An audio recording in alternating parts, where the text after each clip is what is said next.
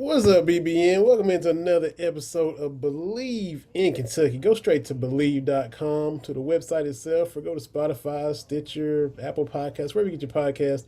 Be sure to check out this episode. Cats are 5-0, just past Florida, moving on to LSU. And to preview the Tigers, give us a little insight on the Bayou Bengals, we got Preston Guy from tigerbait.com, staff writer for the site, man. Preston, appreciate you hopping on the pod. How you doing, man? Oh, I'm doing good. Thanks for having me, Vinny. Look, man, it's been a little minute. You hopped on my little Cats Talk Wednesday podcast with myself and TB, and we chopped it up on there, and appreciated you just as much then as we do now. Appreciate you hopping on this one too, man. Oh yeah, man. Times are different. Boy, they time shift real fast, man. Yeah, that was fresh off a national championship appearance, and things hadn't been quite the same here in Baton Rouge. Oh man, and look, y'all follow Preston at pguy_77, tigerbait.com. If you look at your header, it's you with just that swag, just you can't tell me nothing look on your face. You're at the game, and on the scoreboard is scrolling across national champions LSU, because you were right there in the flesh to see. Yeah, So like, yeah, I got to be on the field for that one. That I mean, look, as a sports writer, you grow up, loving all these sports and wanting to be there in the building covering it for an event just like that. So that as a writer for me, that was a bit of a dream come true, getting to cover that event. Plus, the other thing about you mentioned the we'll call it a mean mug. Okay. Here's the deal. I'm in the same room as Joseph Lee Burrow. Okay. That guy, he oozes coolness and masculinity. You gotta give your best hard look when Joe Burrow's in the room, because he doesn't miss ever. that's true. So that's definitely what you were doing. And from that point, the confetti falling, the pure bliss, LSU ran the table, one of the greatest seasons ever, knocking off Alabama and going on undefeated to the title game, winning the SEC championship game, the playoff, the whole nine. From that point to now, like when did it, like, you went 5-5 last year. Obviously, that ain't LSU standards. What were the expectations going into the COVID year? When did things kind of get a little bit ratchet for Coach O? Ratchet. Well, honestly, the day after the national championship, it looked like LSU was going to have a pretty good football team bringing back over. I mean, all the guys you would typically lose, all those guys declaring early and whatnot, Clyde Edwards-Helaire, Justin Jefferson, you kind of expect to lose those guys after a championship run. That's perfectly fine. But really, things started to unravel almost immediately afterward. Joe Brady, who you had just signed on an extension, took an offensive coordinator gig at the Carolina Panthers. You would hope to hold on to a guy like that. Dave Aranda took a job at Baylor. And then, this was one of the more underlooked things, but actually in February, following that January national championship, Coach O filed for a divorce with his wife. Now, usually I wouldn't bring stuff up like that, but a lot of personal things have come up for Coach O since that time, that a lot of people are questioning and wondering about if the things that, pictures that have surfaced is this appropriate for the program, things of that nature. Then of course COVID hits, and all last year I made excuses for the program because to me they were valid. I know Coach O's never going to go up there and say this, but like, COVID disproportionately affects teams that need that coaching time, that need players gelling. You lost 19 of 22 starters, right, from that championship team. And you replaced both your coordinators, because Joe Brady left. I mean, he basically was running the show of that offense, right? So you really needed some time to gel. And then injuries. Miles Brennan gets hurt after, he was lighting it up statistically, not winning football games, but I mean, he was throwing the ball he had 1,100 yards in 3 games with 11 touchdowns. He was doing very well. Opt-outs disproportionately hurt this LSU team. and the fact that the coordinator was switching schemes and then it turned out to be a very poor coordinator hire in Bo Pelini last year, I kind of made excuses. I was like, look, 5-5 in the SEC, if you have a 4-0 out of conference schedule like LSU typically does, and you go 500 in the SEC, we're basically just talking about like what, an 8-4 schedule. I mean, that's kind of, that's to be expected after losing as much as you did. So that's kind of how I evaluated last season. COVID's a weird thing. You play nothing but conference games and, but coming into this season, expectations were a bit higher. Coach O did hire 2 new coordinators, both of whom had never actually called plays at the collegiate level or above, really, which was a bold move considering, he knew there was now pressure to win. And he said, all right, well, these are the guys I'm putting faith in. I think they're going to come in and be like Joe Brady. Jake Peetz was a student of Joe Brady's at Carolina. Durante Jones was a student of Dave Aranda, who was at the Vikings at the time. Durante Jones was the one everybody questioned, but he's turned out to be pretty solid. Jake Peetz, on the other hand, that offense is a disaster. So things are falling apart. And now we're looking back, man, what the heck happened? How do you have the 128th ranked running offense in the country at LSU? And we've gone back and looked at things like offensive line recruiting. LSU always has a top 5 recruiting class. It's every year. It's like, okay, great.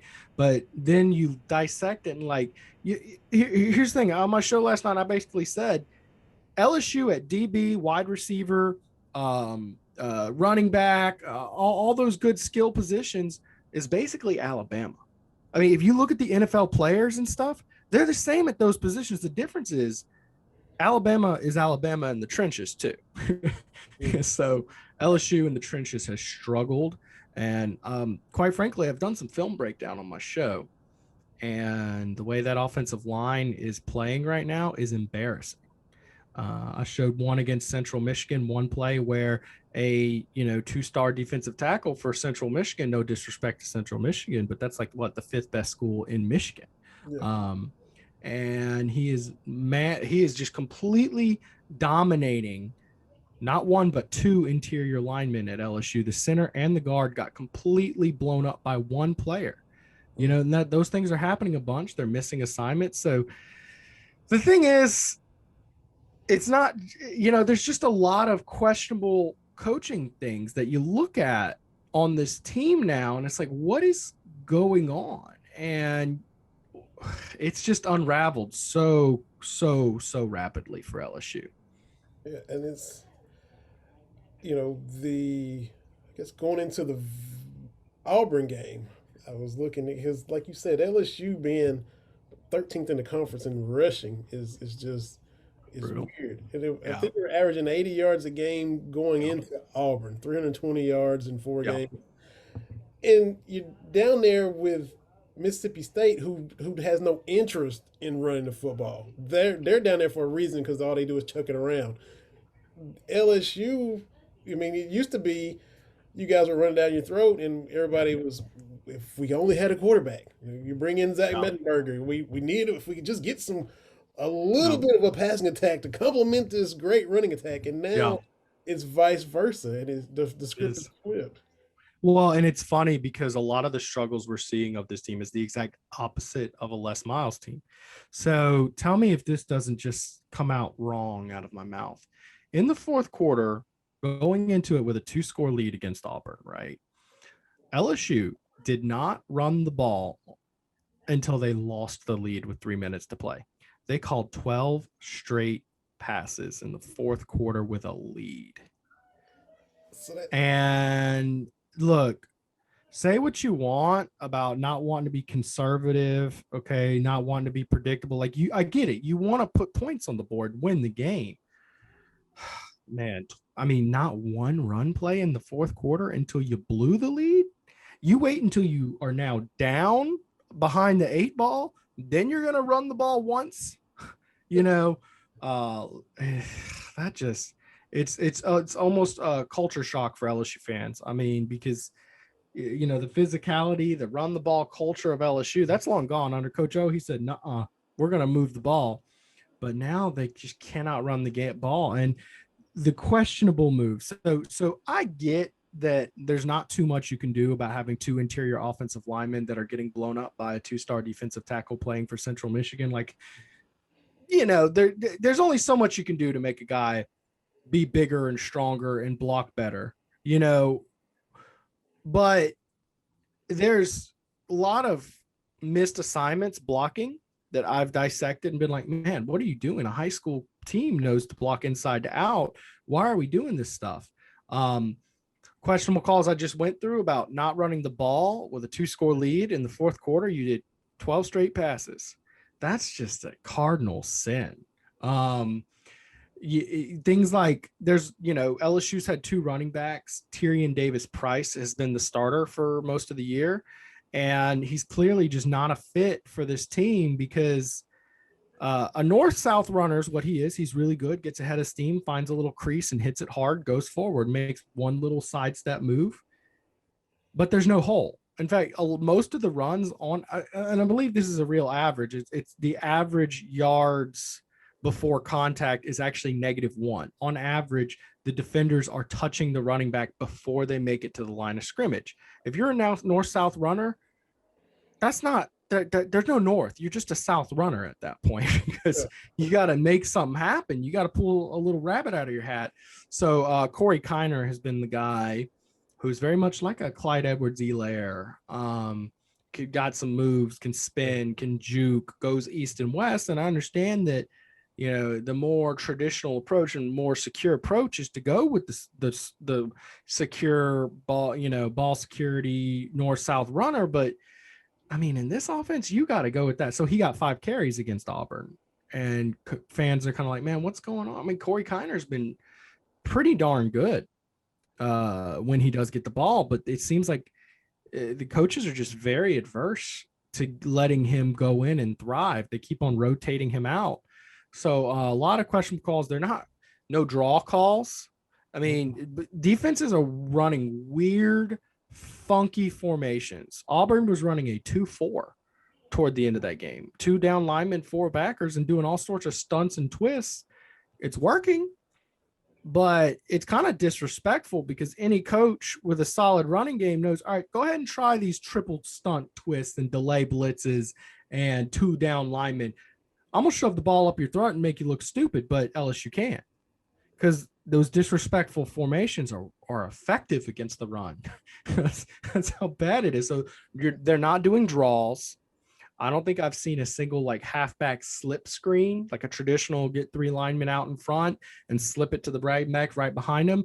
They're not really doing things to make the defense get off their toes. These guys are straight white knuckling, leaning straight forward, all their body mass forward, and they're launching themselves straight to the quarterback. And 85% of the time, they're right. They play tic-tac-toe and they won 85% of the time, or rock, paper, scissors and they won whatever, and they're not doing a lot of just elementary things that, I think a lot of people would highly recommend. I would highly recommend with a 2-score lead in an SEC football game with a 2-score lead against Auburn that you run the ball a little bit, maybe 1 out of 4 plays you run the ball. At least try, even though you can't, at least try to run a little clock or I mean, because the 12 passes was it 4 3 and outs? Was it 3? No, it was 3. So actually, they got a couple first downs, okay. or 1 first down on their second drive. So it was pass, punt. Then it was pass, punt. Then of course another 3 and out. So yeah, it was 3 drives. And by the way, on those 3 drives, you ate up just over 5 minutes of play clock. 5 minutes you didn't even get 2 minutes per drive. You get 45 seconds in between each play. Exactly. You get what I'm saying? Yeah, man, it's very disappointing, very questionable from an observation standpoint. So I didn't catch the end of LSU Auburn. LSU was up 19-10. I think when I flipped away and I went back to doing stuff for the end of Kentucky and Florida, and so I came back and watched the post game show with yourself and Mike Scarborough there on TigerBait.com on the YouTube channel, and it was raw. It was right after the game.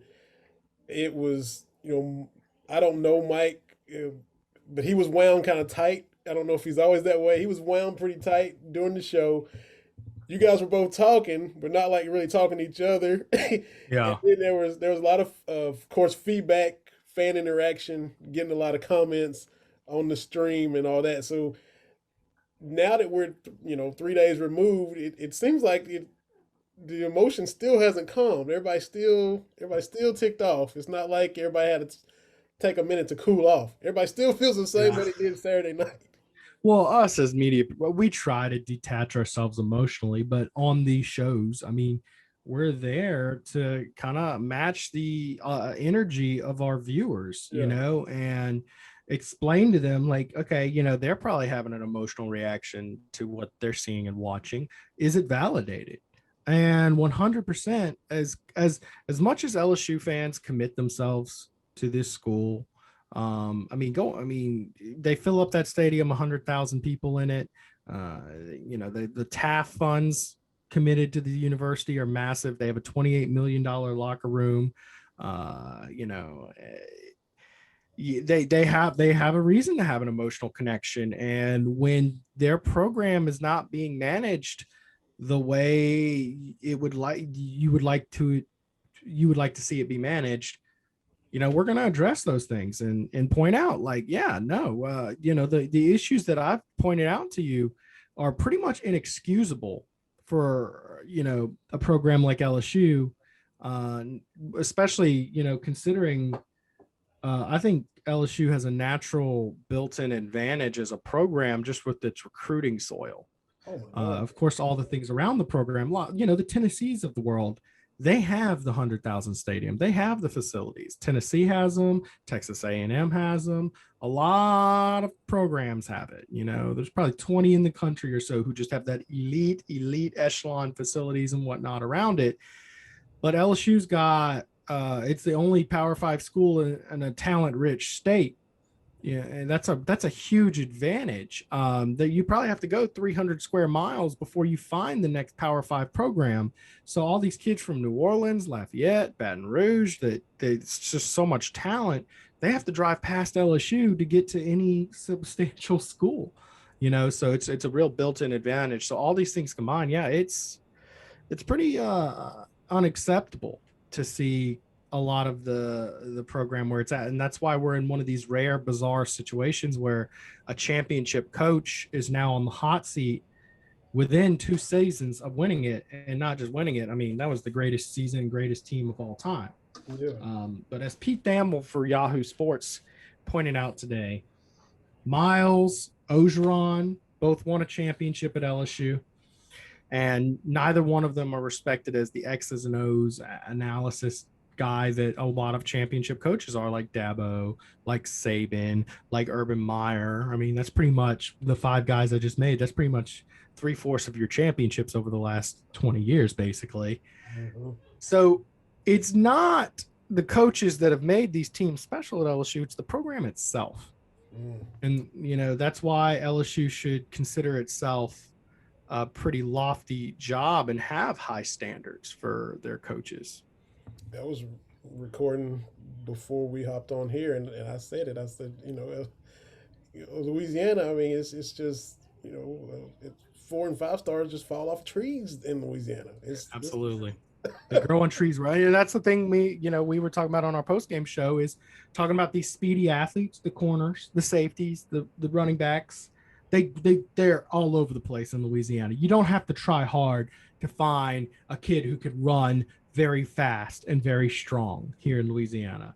The quarterback and offensive line guys, a little tougher to find around here. You got to work for those guys. But, breaking down the offensive line recruiting LSU's brought in over the last 5 years, it's really not great. A lot of years where it's just 2 or 3 linemen they're signing, and it was known that it was a need going into the season. Like, we need some offensive, and you still brought in 2 or 3 guys, and sometimes they aren't even all that highly recruited. I mean, there's been almost no 5-star offensive linemen brought in the last few years. So that's one of the main position groups I look at. Like, yeah, that's a highly ranked recruiting class. There's lots of shiny pieces. Where's the meat and potatoes? Was, Where's the trench man at? yeah. Was this erosion? Was this, everybody kind of getting skeptical? Was this creeping in prior to the national championship season and then the championship kind of smoothed that over? Were y'all already seeing Mm-hmm. cracks in the armor with Coach O before the title? Okay, so let me tell you this. In the 2017 season, a lot of people wanted him run out of town on his first year on the job. Lost to Troy, 9-4, and the team had a stretch where it just looked incredibly bad. I mean, and then he had to fire his offensive coordinator first year on the job. It looked like the wheels were about to fall off that bus. If you remember going into the 2018 season, a lot of people were thinking LSU would go like 6-6, 7-5. Joe Burrow went on national TV after destroying Miami. Um, he said, a lot of people say 7-5. I look around at this team and I say we can be really, really good. There were some growing pains. Joe Burrow arrived a few weeks before the season, and that's hard to gel as your starting quarterback to just come in and learn it. Boom. They needed a few little pieces, but the talent was there. And that was why people were frustrated at the 2017 team. Is like there's so much talent, but they just can't put it all together. Danny Etling was okay, but he wasn't great. Well, then just 1 year later, that 2019 season, boom, it all just came together. Everything lined up. The stars truly aligned. And everybody knew that Coach O was not your X's and O's guy. His formula was never to be the X's and O's guy. Day one. That was one of the reasons why when he was hired, I was actually opposed to the hire. And I was like, man, I look real stupid 2 years later because I said, look, you hire Coach O, I get it. They've got plenty of money. They're going to hire the best coordinator in the country, right? And they're going to recruit at a very high level. I believe those things to be true, but the reality is with coordinators is that they usually stay around about 2 years on average in the SEC. That's reality. You got to go find a great new coordinator every second year. And you're one bad coordinator hire away from 7-5 in LSU because unlike like a Saban or a Kirby Smart, he doesn't really know the strategy and the ins and outs of the football game. That's why he's not in Jake Pietz's, who's a rookie offensive coordinator, not in his ear saying, I know we want to move the ball, but we have to incorporate some runs. That's why he's not saying, look, boy, they're running a 2-4 on us. Let's see if we can sneak a draw in and see if we can catch them off guard and bust off a big run and make them respect our running game now, which then in turn opens up, more time to pass the ball. There's just certain schematic scheme things, and that's what we're looking at. We're looking at that season where you're one bad coordinator hire away, and we're there. We're there because there is no backup plan. There is no Coach O can step in and kind of run things for a while, like a Saban could or like Mark Stoops could. It's just not there, and that was the initial criticism. So yeah, there were certainly signs of the wheels falling off. I think Joe Burrow came in, went 25-3 and smoothed a lot of those things over. And there was a mass exodus of talent. Everybody cashed in while their stock was high. Mm-hmm. And that's okay. He's done a good job recruiting more players. The coaches, I mean, honestly, he's had one good hire. That's Joe Brady. I mean, most of his hires have been pretty poor. The other thing about his equation, his special binder, as LSU fans they kind of made fun of him because he presented a binder to Joe Oliva, and Joe Oliva was so blown away. Well, if you're truly going to stick to that, hey, Coach O, after that championship season, don't negotiate for $7.5 million a year. Take your pay cut and keep it and throw that money at Joe Brady and throw that money at Jay Veranda. Be like, yeah, I know you want to go there. Yeah, come on up. You go make just about as much money as me. That's truly what you would do to commit to that, but that wasn't done. It was almost like, content set in. So things have really fallen apart quickly since then. And I'm going to tell you another thing that's putting pressure on. I'm sure y'all have heard of Arch Manning. A lot of people, he's in Louisiana and Newman. LSU's trying to go after him. LSU's probably not in the driver's seat for him at this point, but the thing a lot of people don't know nationally, there's more talent in the next two recruiting cycles in Louisiana than there's ever been. Wow. So there's a huge decision of, okay, do you trust Coach O You got the number one quarterback in the country the year before Arch Manning, who's a senior now, Walker Howard, number one quarterback in the country committed coming to your program. So you got a big decision. Do you trust Coach O to bring that talent in and then develop it into a championship caliber team? Because make no mistake, it's championship caliber talent level. Do you trust him to do it, or do you think someone else? Are you afraid he'll foil that talent, and you need to have someone else do that? So it's a big decision. Yeah. So, in a nutshell, if he had made better hires and recruited better on the O line, that would cure a lot of these ills. If we're just nutshelling. Oh yeah, I think if you are coaching and coordinating this team better right now, I think this team is a 9 or 10 win team. Mm. And if you fix the O line, I mean, you're. I don't want to say you're championship caliber, but you're one of the contenders. Wow. Now, Dare Rosenthal leaving Baton Rouge and coming to Lexington, how much would he have helped based on the way it sounds like things are now? Yeah, so Dare Rosenthal, I think I saw Pro Football Focus has him graded out as Kentucky's best offensive lineman actually now. And he would have been LSU starting left tackle. Mm-hmm. That left tackle position has been a merry-go-round of players.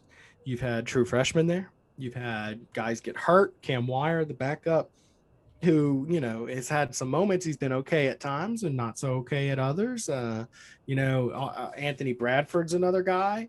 And I'm going to be honest, the tackle position has not been the worst, but it's no position grades out very well on the LSU offensive line right now. And I truly do believe that him leaving was a massive blow. Even though that left tackle position isn't the worst one, there's still plenty of room between good and where LSU's not worst offensive lineman is. The interior lineman play has just been abysmal. Those three positions in the middle, I mean, they are just getting in multitude of ways, by the way. They're missing assignments. They're getting blown off the ball. But that being said, I do think that Dare Rosenthal being able to be a staple at that tackle would open up other guys to play in other positions, which would help tremendously. I think that was a major blunder letting him leave campus. And I think Kentucky, again, is on the receiving end of a quality LSU football player where compliance was a little too strict.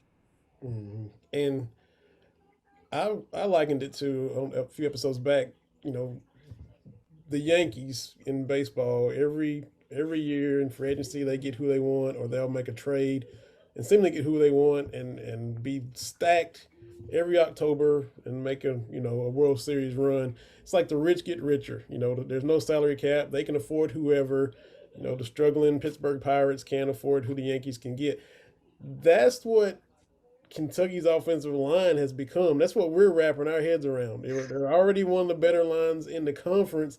Yeah. And rich get richer. Here comes Dare Rosenthal from LSU, because originally Darian Keiner was going to move from the right side to the left side. Yeah. And then you get Dare playing the left side, and Darian stays on the right side, and you have a veteran O-line. And we're like, wow, Rich getting richer for us? Oh, yeah. Yeah, Dare's one of those freak athletes. I had the pleasure of covering him while he was in high school at Faraday High School.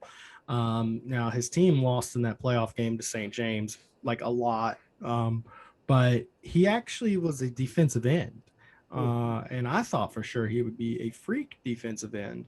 But, of course, it's one of those deals where, Coach Craig, while he was here, saw his frame and said, man, look, you fill that frame out, you could be a very athletic, good offensive tackle. And a lot of times defensive end or defensive tackle type guys, when they do switch over to offensive linemen, they are freaky athletic. And that's what you're getting was Dare Rosenthal. He's very athletic. It's kind of like when people talk about the tight end who played basketball, like you were okay on the basketball court, but on the football field, you're a freak, and that's kind of a similar scenario you're dealing with. So yeah, Dare Rosenthal, I mean, he's a good one, man. And he's still a young player too. I mean, he could get really good. Yeah, for sure. Now you guys, you hinted at the DC, is he getting meddled. Like he's not able to do his job. Is his hands tied? Is DC or OC? Let me ask you that. uh So OC I'm Jake thinking Peets is getting meddled with, is what I'm hearing. Okay. over his Now, shoulder stuff happened. He can't do a his little job. over shoulder stuff, and Coach O's even said that they're considering bringing Steve Ensminger, who was the offensive coordinator with Joe Brady, into the box to kind of help out. Hmm. Me personally, seeing what I've seen, I mean, I would just straight up say, look, Pete, we love you, but go sit down. Ensminger's going to take over now because he's a proven play caller. I mean, Ensminger's actually really good at calling plays out of somebody else's playbook. And I think Jake Peets did bring a good playbook. I don't think Jake Peets knows how to call it well. Tempo. They tried up tempo for a couple games, and when they do the tempo, it's very well. He overthinks and just can't get a play call in, and the tempo slows down, and it's just been ugly. So it's been a frustrating situation. So yeah, they are actually getting involved with that offense. I don't know if it's helping. I think if you're gonna so Les Miles was famous for meddling, was what because offensive coordinators would want to open it up, and he says no, we need more physicality, run the toss dive. And LSU famously lost big time games running the toss dive 40 times a game. And so it's a little bit of a like knee-jerk reaction when you throw that term out here in Baton Rouge. However, you would feel more comfortable with it if it was like, okay, if Mark Stoops is meddling with his offensive coordinator, the offense is probably going to get better. You know what I mean? Like, no one sits here and thinks, oh yeah, Orgeron's going to get involved with the play calling. Man, that offense is about to get moving. Like, that's not like the exciting part. So yeah, I've heard there's a little bit of meddling and micromanaging going on, but that's only been in reaction to you're not moving the ball. You have the 128th ranked rushing offense in the country. Yeah. It's you earned that micromanagement and meddling. Defensive coordinator, by all accord, he's been pretty average. I mean, the defense actually hasn't given you too much to complain about at LSU. Has he been perfect? No, there's been a couple miscommunications, a couple blown coverages, but already Durante Jones is proving to be thousands times more reactive than Bo Pelini ever was. Mississippi State, I mean, Bo Pelini ran that 4-3 offense all day long against Mississippi State and refused to do zone coverage despite them doing seam routes and all this deep throw. And he's like, all right, you're going to run a man. All right, we're going to do a crossing route, and your guy's going to have to follow him across the entire field. We'll see how that goes. And LSU, they hung a god wad of points on LSU. Well, Durante Jones came out in that game, and he said, all right, here's a 3-2. We're going to run a 3-2 defense, and I'm going to back my corners up, and we're going to give you the 5-yard dink and dunks. I don't think you can do the 5-yard dink and dunks consistently enough to win this football game. And he was right. Now, at the end, there was a big collapse. I think guys got kind of exhausted, and quite frankly, I mean, Mississippi State's got a good passing offense. I mean, make no mistake, that Will Rogers is that's a guy. That's a good passing off. And, they made some plays late, but, the defense was in position where they had that cushion.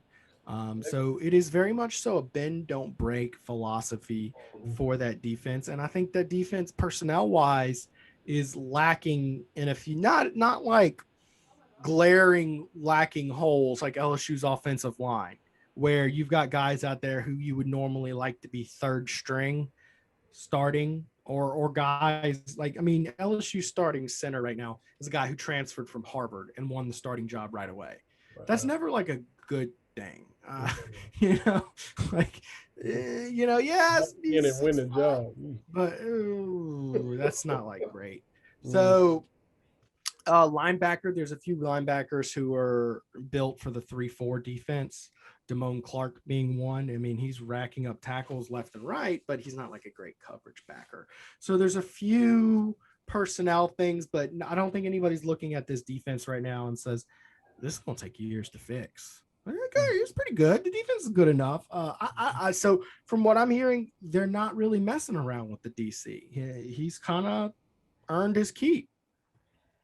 And Stingley's going to be out. And of course, he was an all world corner. You still had another good corner on the other side. Very But sad. then Major Burns is going to be out as well, looks like. So, That's correct. Yeah. So a bunch of DBs out. Now, I'm going to tell you this right off the bat.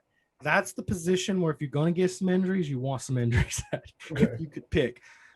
Please do not get an offensive lineman hurt. Please, for the love, because those DBs might be playing offensive line at this rate. You know?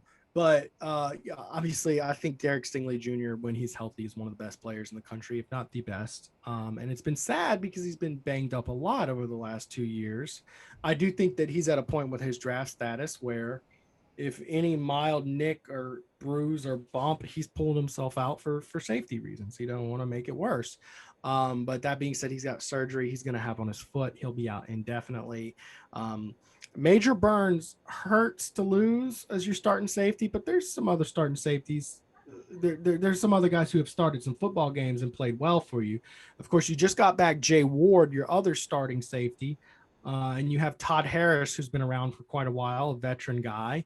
And then you've got a 5-star Sage Ryan as a freshman who a lot of people are really looking to see. So I do think that's going to hurt losing both those guys. I mean, we're talking about two very good players, but they've got, Cordell Flott played very well coming in last week. Dwight McGlothern's another guy who can play well, and Eli Ricks might be the next best corner in the country behind Stingley. So, I mean, LSU's got DBs, but it's going to take a step back from what we've seen.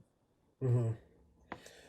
And now you hit, which every team in the SEC has the schedule, and then you have the gauntlet portion of the schedule. Kentucky's in that now. You had Florida and LSU and then Georgia. Yeah. It's the toughest portion, the meat of the schedule.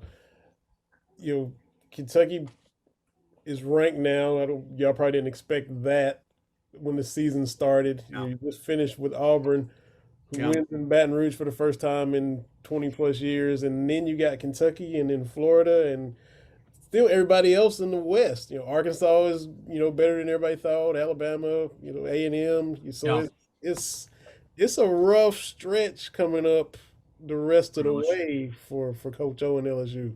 Well, I'm gonna tell you this: after Central Michigan, LSU started to do some things that were working and doing better. And you might say, "Oh, well, that's Central Michigan." Well, they weren't against McNeese State the week before when they only scored 30-something points, right? And they were starting to do some working on themselves and do some things against Mississippi State. They kind of took a step back, and then at Auburn, they took like 30 steps back.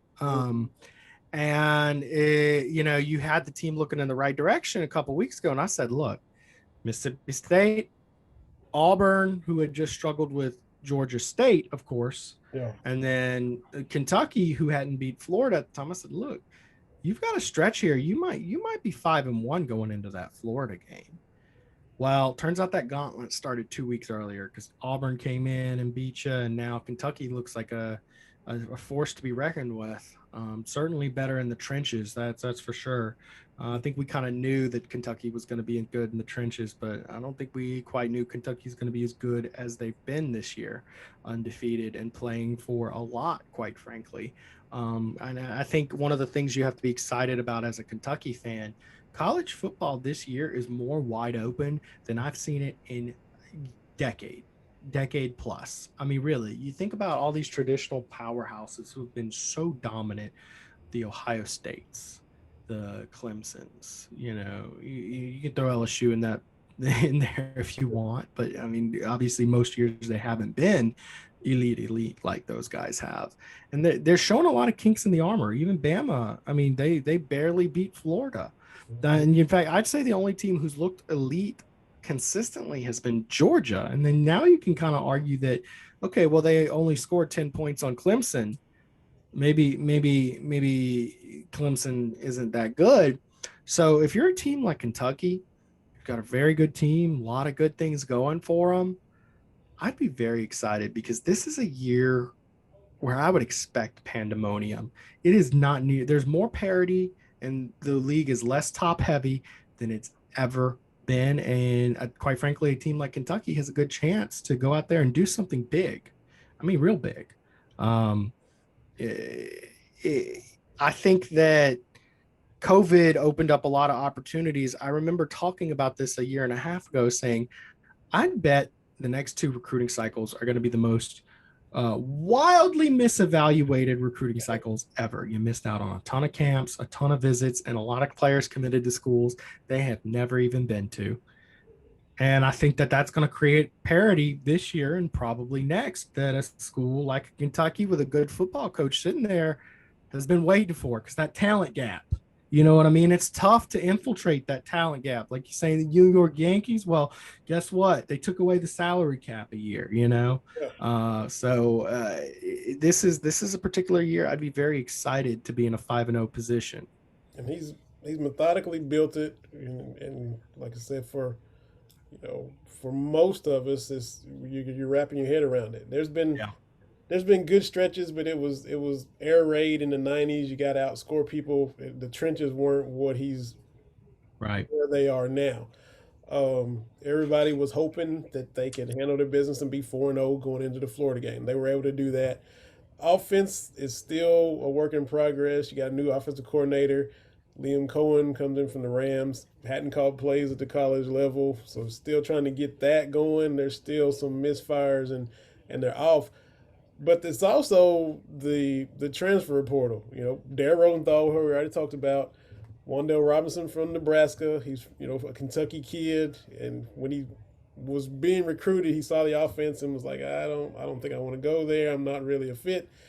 It's the change that comes in, and he's leading the league in receiving. Will Levis from Penn State, and then Jacquez Jones from Ole Miss, who's out there Yeah. making plays, who had to pass break up to save the game. So you could argue his transfer portal work has been just as impactful as the recruiting improvements that we've seen recently too. Yeah, no, absolutely. It's always a good thing, especially when you're picking up, guys who are leaving schools for reasons that aren't like, okay, I just got beat out or something like that. I mean, there's a few quality players you were naming in there who didn't leave just because they weren't good enough to make the cut. I mean, the Joe Burrow type transfers of the world are few and far between, but I'd say 80% of transfers you do get are going to be kind of like bust type. Like there's a reason it didn't work out, but nowadays with compliance departments and all this good stuff, I mean there's a lot of guys you can get into, and it looks like Kentucky's been doing a very good job of that. Yeah, it's better than it's ever been. Got a couple more questions for you, Preston, but I got to tell you about our sponsor on the podcast. Listen to the law firm that you guys are sponsored by the other day, but I got to tell you about La Terrain Watches that sponsored the Believe in Kentucky podcast. Look, men, ladies, whatever type of watch you want, they've got it. If you want to go casual, if you want to go a little more dressy, they got the bands, they got the accessories, they got the customer support. Go to laterrain.com, Dave and Ben. You hit the chat button, they get back to you themselves. It's not some bot that's trying to answer your question. Several former players have come into the La Terrain brand and started endorsing them. So if you're just tired of just looking at what time it is on your phone, you might want to have that timepiece on your wrist. La Terrain watches is where you want to go. LaTerrain.com, LA-TOURAINE.com. Tell them you heard about them on the Believe in Kentucky podcast and find the style of watch that you want to get for yourself, because they definitely got it. So I always got to give love to La Terrain, huge supporter of our podcast. I got to switch real quick to, you mentioned some compliance and things like that. Will Wade, what's up with him? Because we kind of always like looking like, man, this dude is still there. This dude is what's going on with him? He's kind of quiet now, but Yeah. we've seen him do some stuff where he's maybe should be in a little bit of hot water. And what's up with Yeah. Will right now? Well, there's definitely been some things to come out where, it definitely looks bad on the surface, but without getting too much in the detail, it's about one of those things, when these type violations occur, you have to have concrete evidence and proof. And apparently it's been a sticky situation. I don't have too much more on that. I mean, I do expect something Yeah. will come across eventually, but that being said, it's been about 2 or 3 years since that stuff came out, and we still really hadn't seen much. I mean, Will Wade got suspended and all this good stuff. But I think the NCAA just has bigger fish to fry. Maybe that's that fish fry you were talking about on my show before we got in. But It's been a lot of time up here in Louisville down the road from us. That gets a lot yeah, of that's what I'm saying. So now they're kind of seeing a bunch of stuff and coming out from a lot of powerhouse type basketball programs. So it's been kind of just real quiet. I mean, they really seem to be in not much of a rush to pursue these things if they're going to. I would suspect that if it were so serious that it would eventually lead to Will Wade's termination, they would have been pressing things a good bit harder than they have.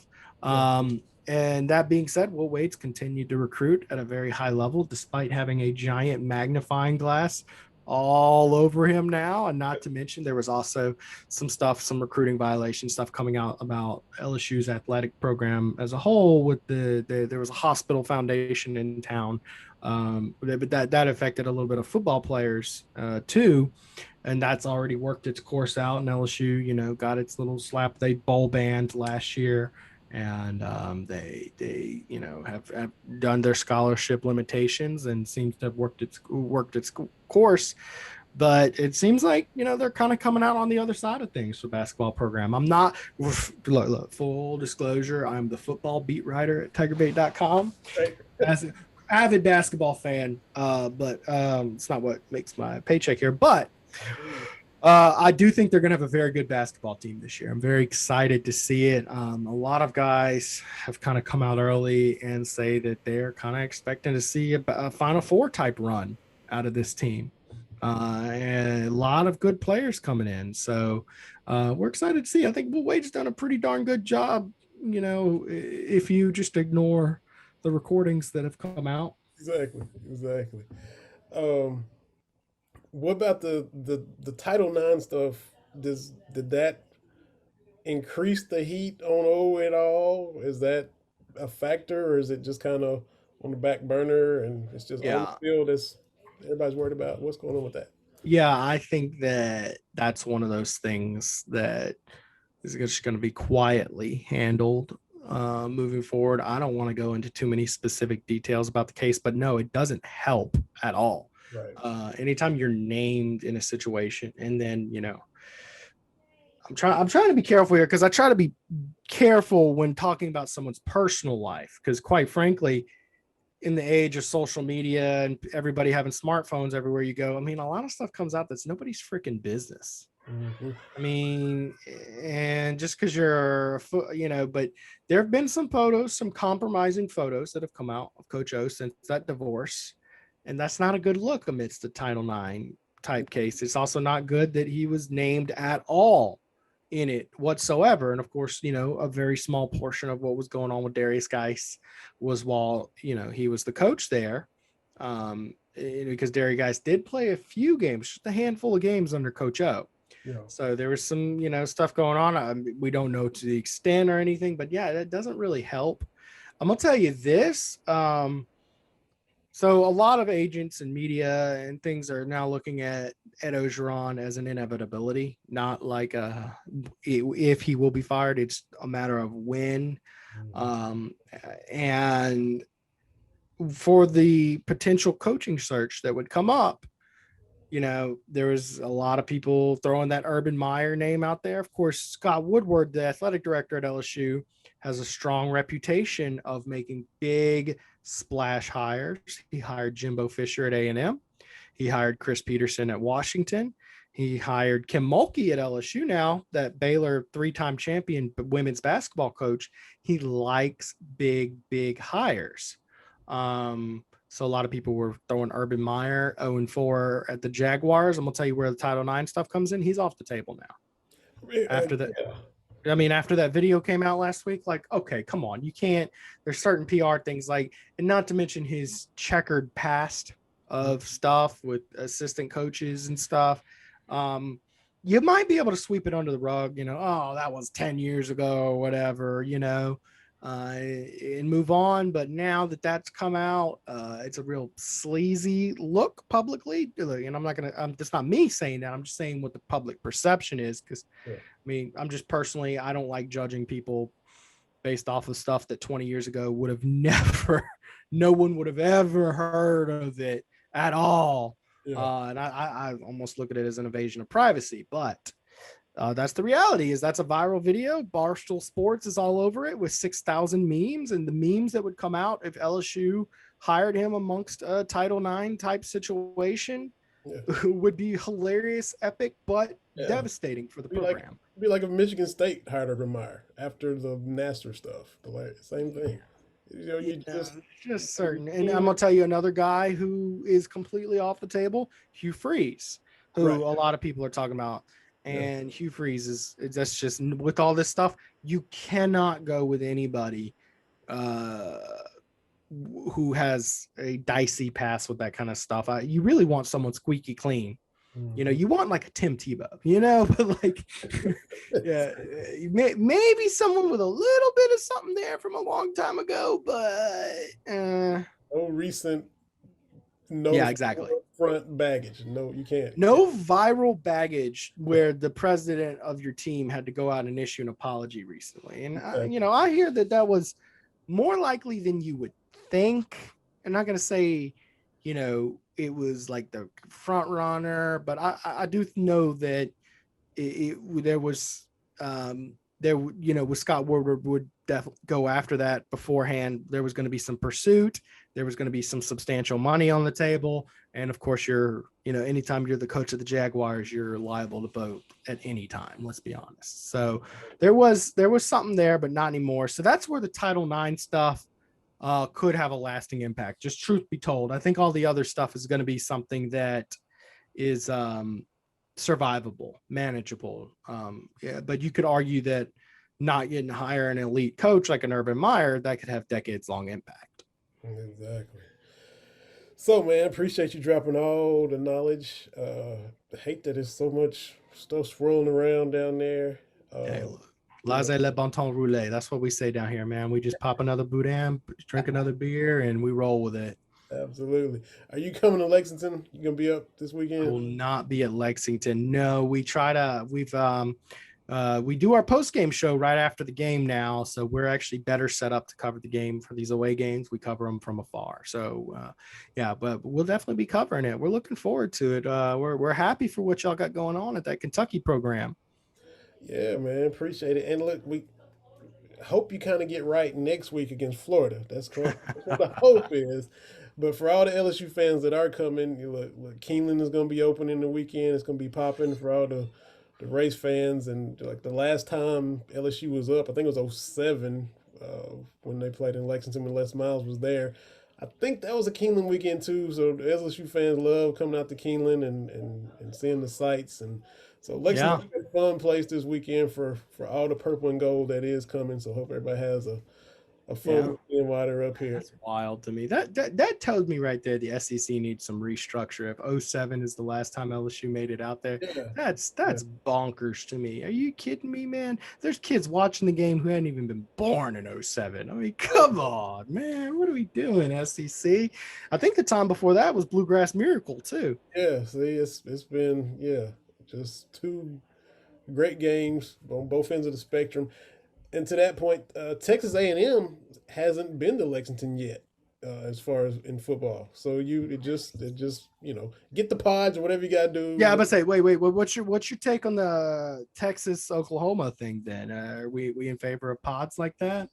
Yeah, which if they're coming, I like the pod deal. Everybody, you rotate them in, and you get everybody played more. I agree. It's a travesty. And what's funny is like, with the pod situation, you play everybody every other year. Yeah. Yeah, with less teams in the conference now. You play them every fifth year? You get to play every SEC, and then in 12 years it's every sixth year you get to play because you have one rotating opponent. Man, Yeah, What bozo decided that was a good idea, man? That's not a conference. it was Oh crazy. man, It don't was get me ranting Kentucky's on made that. one trip to One. A&M. That was 2018, the 9-3 year, Yeah. and A&M still they never been to Lexington. So there's every team can say that about their cross sectional opponent and haven't played. It's weird. So yeah, Yeah. bring on Texas and Oklahoma, and they can see what it's like in this league week in and week out. And we can get everybody played more often. We can go to the Grove, and y'all can go to Columbia, South Carolina, and Vanderbilt and Missouri. Everybody can be everywhere. Just mix it up the way it should be. Because how can you even call yourself a conference when you don't even play? Just It's almost like the SEC office is like located right next to Tuscaloosa, and they just kind of do stuff that benefits. And then, it's not that way though, I'm sure. That's right. Yeah, of course not. Of course not. But yeah, we're on the same page, and I appreciate you taking the time, man. What's the next thing coming down the pipe for you on tigerbait.com? What you got in the works? Well, we do my weekly podcast, the LSU Football Fix, every Tuesday night. I've had some fun guests come on, including the quarterback of the Bluegrass Miracle, Marcus Randall, was on earlier, and Michael Clayton, who tipped the pass there. So, been having some fun guests come on. We had a fellow Believe podcaster, Ray Garfino, on this week, and we had an awesome show last night. So, y'all can always catch me there, tigerbait.com YouTube page. You can't put a dot, so just tigerbait.com is our YouTube page. Go subscribe. We talk about all sorts of SEC teams, good stuff. You can follow me on Twitter. I love talking about SEC sports in general at PGuy_77. I love it when fan bases come and harass me on Twitter. Love it. So you just come in and check me in my place, guys. I'd appreciate it. Hey, you're definitely a good follow. Been following you for a minute now, and y'all do the same once this podcast is up. Y'all check it out wherever you get your podcast. Rate, review, subscribe, give us a like, tell your friends, retweet it. Good old fashioned, old school, word of mouth, all of the above. And definitely enjoy this episode of Believe in Kentucky with Preston Guy. Man, Preston, I appreciate you. Thank you, Vinny. Appreciate you having me on. Hey, have a safe night, and everybody listening, have a safe weekend. It's been another episode of Believe in Kentucky, brought to y'all by Bet Online. Take care now.